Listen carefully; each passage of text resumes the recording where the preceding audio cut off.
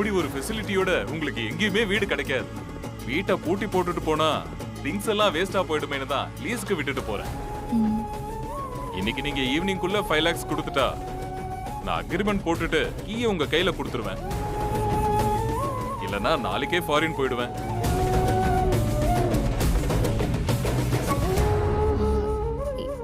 எப்படியும் ஈவினிங்குள்ள அரேஞ்ச் பண்ணி கொடுத்துறேன் சார். ஓகேமா, பணத்தை அரேஞ்ச் பண்ணிட்டு கால் பண்ணுங்க. நான் அக்ரிமெண்ட் போட்டு ரெடியா வச்சிருக்கேன். Okay sir. வாங்க வாங்க ஆ. வாங்க வாங்க. போலாம் வேலு.